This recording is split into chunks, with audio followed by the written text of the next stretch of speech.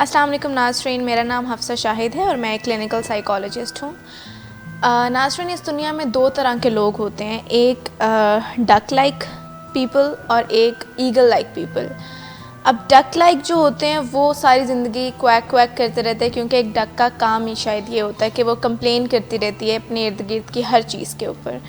لیکن جو eagle like لوگ ہوتے ہیں وہ اپنے آپ کو مشکلات سے اوپر کر لیتے ہیں۔ جیسے کیا ہوتا ہے کہ جب بارش ہوتی ہے اور تو ایگل کیا کرتے ہیں، وہ اڑ کر بادلوں سے اوپر چلے جاتے ہیں، یعنی وہ بیسیکلی اس ایک پرٹیکولر ٹائم پر اپنی ساری سکلز کا استعمال کرتے ہیں اور اپنے آپ کو مشکلات سے اوپر کر لیتے ہیں۔ تو کہا یہ جاتا ہے کہ ہمیں ایگل لائک ہونا چاہیے، ہمیں رسپانسبلٹی لینی چاہیے، ہمیں اپنی ساری سکلز کا جو ہم نے سیکھی ہوتی ہیں اس وقت استعمال کرنا چاہیے جب ان کی سب سے زیادہ ضرورت ہوتی ہے۔ سمجھانا میں آپ کو یہ چاہ رہی ہوں کہ ہم انسان ایڈلٹ ہونے کے باوجود، انڈیپینڈنٹ ہونے کے باوجود پھر بھی ڈیپینڈنٹ رہتے ہیں۔ یعنی ایک اچھے خاصے بڑی عمر کے لوگ جو ایڈلٹ کہلاتے ہیں، جو سمجھدار کہلاتے ہیں، وہ بھی ڈیپینڈنٹ ہوتے ہیں اپنی سوچوں، اپنے موڈ، اپنے ایموشنز کے اعتبار سے، کہ وہ کسی نہ کسی پر انحصار کر رہے ہوتے ہیں اپنی ویل بینگ کے لیے، اپنی پازیٹیو آؤٹ لک کے لیے یا کسی بھی اور چیز کے لیے۔ رسپانسبلٹی سیکھنا یا رسپانسبل ہونا ایک آرٹ ہے جو کہ سیکھنے کی ضرورت ہے، اور یہ واقعی سیکھنے سے آتا ہے، کسی کو بھی گفٹ میں نہیں ملتا۔ شاید کچھ پرسنٹیج ایسی ایگزسٹ کرتی ہو جن لوگوں کے اندر بائی ڈیفالٹ یہ کوالٹی ہوتی ہے، لیکن دراصل یہ چیز بائی ڈیزائن سیکھنے کی ضرورت ہے۔ اگر میں آپ کو اس میں فرق سمجھا سکوں کہ بائی ڈیفالٹ اور بائی ڈیزائن میں کیا فرق ہے، تو بائی ڈیفالٹ کا مطلب ہوتا ہے گو ود دا فلو، یعنی آپ حالات جیسے آپ کو آگے لے کر چل رہے ہیں، آپ اس کے ساتھ جاتے جا رہے ہیں، آپ کی اپنی کوئی ایفرٹ یا اپنی کوئی کنٹریبیوشن اس چیز میں نہیں ہوتی۔ لیکن بائی ڈیزائن میں آپ خود چوز کرتے ہیں، آپ کے فار ایگزامپل آپ کے حالات نہیں بھی ایسے کہ آپ نے خوش ہونا ہے، تو آپ خود خوش رہنا چوز کرتے ہیں۔ آپ سیکھتے ہیں کہ ہیپی کیسے رہا جا سکتا ہے، آپ سیکھتے ہیں کہ گریٹیٹیوڈ کو کیسے پریکٹس کیا جا سکتا ہے، چاہے حالات اس کے بالکل مختلف ہی کیوں نہ ہوں۔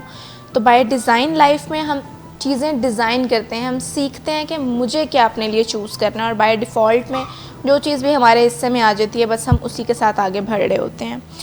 تو رسپانسبلٹی بائی ڈیزائن لائف میں آتی ہے کہ ہمیں سیکھنا پڑتا ہے کہ ہم کیسے ذمہ داری لیں اور ہم کیسے اپنی سوچوں کو، اپنے جذبات کی، اپنے موڈ کی ہم رسپانسبلٹی لے لیں، کہ ہم نے ریموٹ کنٹرولز دوسروں کو نہ پکڑائے ہوں، کہ کوئی بھی آ کر ہمیں پرووک کر کے غصہ دلا دے، کوئی ہمیں پرووک کر کے ہم سے گالی دلوا دے۔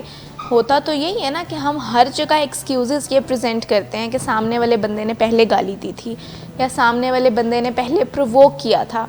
تو اس کا مطلب یہ ہوا کہ ہم رسپانسبلٹی سے بچ رہے ہیں، کہ ایکچولی میں اپنی ویلیوز پر سٹک نہیں کیا، میں اپنی چیز کی ذمہ داری نہیں لے رہا، اور ہم فوراً سے ذمہ داری کسی اور کے کندھوں پر ڈال دیتے ہیں، کسی اور کی طرف کر دیتے ہیں۔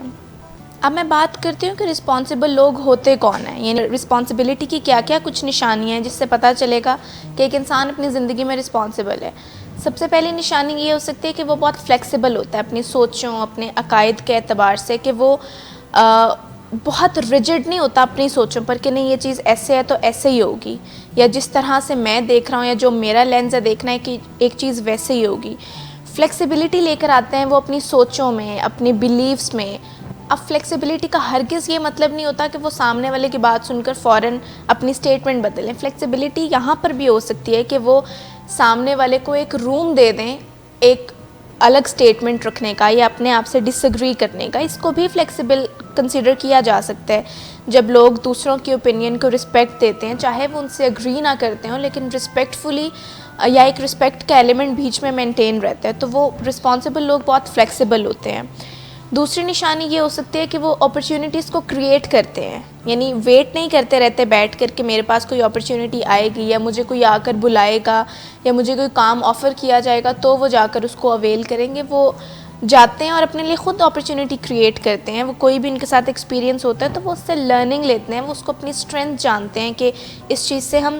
ایکسپیرینس کیا کر سکتے ہیں یا لرن کیا کر سکتے ہیں۔ رسپانسبل لوگوں کی لینگویج ہمیشہ آئی لینگویج ہوتی ہے، یعنی وہ جب بھی بات شروع کرتے ہیں تو وہ اپنے آپ سے شروع کرتے ہیں۔ وہ یو لینگویج یعنی پرووکنگ لینگویج کی طرف نہیں جاتے، وہ سامنے والے بندے کو ڈیفینسو نہیں کرتے، وہ سامنے والے بندے کی رسپیکٹ نہیں چھین لیتے اس سے. وہ ہمیشہ خود سے بات شروع کرتے ہیں کہ مجھے ایسا لگتا ہے کہ یہ چیز ایسے ہوئی ہے، یا مجھے ایسا لگتا ہے کہ آپ نے کل اس انٹینشن میں بات کی تھی. بہت فرق ہوتا ہے آئی لینگویج اور یو لینگویج میں. میں نے اپنی پہلی ویڈیو میں یہ چیز بہت اچھے سے کلیئر کی تھی، تو اگر آپ لوگوں کو یہ کانسیپٹ کلیئر نہیں ہے تو آپ لوگ وہ ویڈیو لازمی دیکھ سکتے ہیں کہ آئی لینگویج اور یو لینگویج کیسے ہماری بات چیت کو بحث میں بدل دیتی ہے.